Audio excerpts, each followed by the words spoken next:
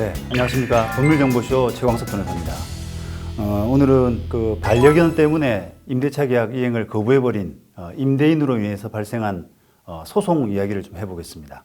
임대차 계약 체결 할 때는 알지 못했던 이 반려견 3마리를 키운다는 이유로 임대인이 일방적으로 임대차 계약 이행을 거부해버린 이런 사건이 있었습니다.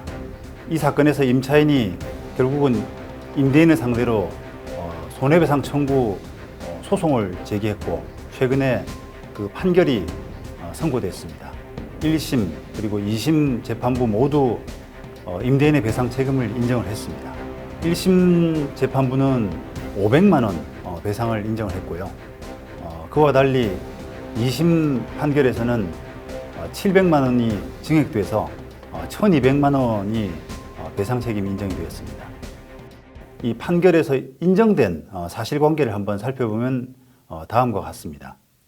임대차 계약 체결 당시에 과연 피고가 몇 명이 거주하는 것이냐라고 이렇게 묻자 원고 임차인이 2명이라고 이렇게 답을 했고, 다시 피고가 집이 넓은데 2명만 거주하는 것이냐라고 묻자 임차인이 그렇다라고 이렇게 답한 사실은 인정할 수 있다라고 판단을 했습니다.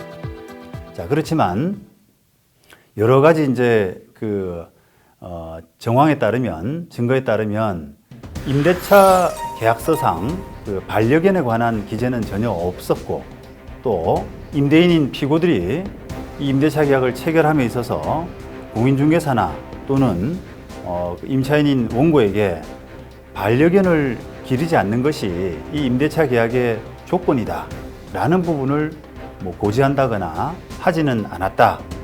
그런 부분을 이제 법원이 인정을 했습니다. 그리고 그 임대인의 질문, 몇 명 사느냐 또는 집이 넓은데 2명만 사느냐라고 하는 질문이 반려견이 있느냐라고 하는 그 질문까지는 아니다라고 하는 것입니다. 그리고 또 우리 사회 통념상 이 공동주택이라고 하더라도 이 반려견을 기르는 것이 터부시 되지는 않는다. 이런 판단을 이제 종합해서 이 건물은 다가구 주택으로서 법상으로 이런 단독주택에 해당되는 것이기 때문에 더더욱 반려견이 키울 수 없는 그런 부분이 없다라는 그런 판단까지 아울러 했습니다.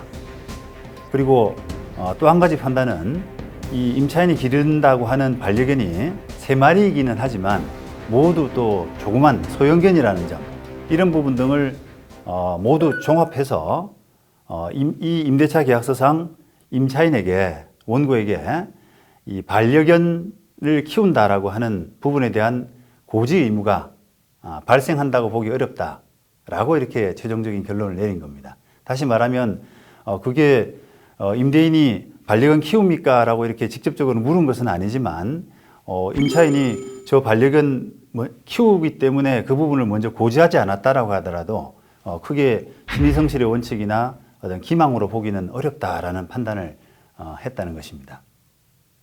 자, 그래서 배상 책임을 인정을 했는데 문제는 이 임대차 계약서상 그 손해배상의 예정이 이 계약금 상당으로 되어 있고, 이 사건의 계약금은 4천만 원이기 때문에 원래는 원칙상은 약속대로라면 4천만 원을 배상을 해야 되지만 이 손해배상에 감경을 했습니다. 그래서 이 4천만 원 부분이 좀 과도하다라고 보이기 때문에 이것을 한 30% 정도 선인 1,200만 원으로 법원이 인정을 했습니다.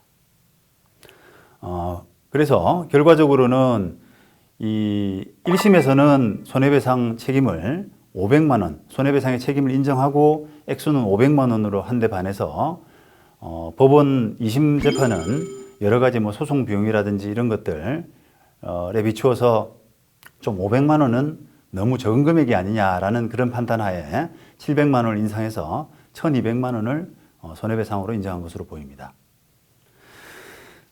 이 사례에서 보는 바와 같이 만약 그 임대인이, 집주인이 임대차 목적물 그 내에, 집 내에 이렇게 반려견이 키워진다, 이런 부분을 희망하지 만약에 않는다면 이를 미리 그 계약 문구로, 계약의 문구로서 명시하는 것이 분쟁 예방을 위해서 바람직할 수가 있습니다.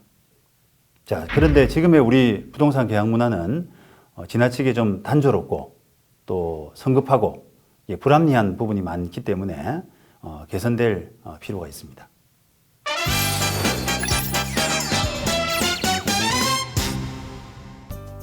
이번 시간에 이야기했던 임대차 계약 과정에서 반려견을 고지하지 않은 문제로 발생한 이 사건의 키포인트는 임대차 그 계약 과정에서 중요하다고 생각되어지는 점은 반드시 이 계약서에 명시하는 것이 분쟁 해결을 위해서 바람직합니다.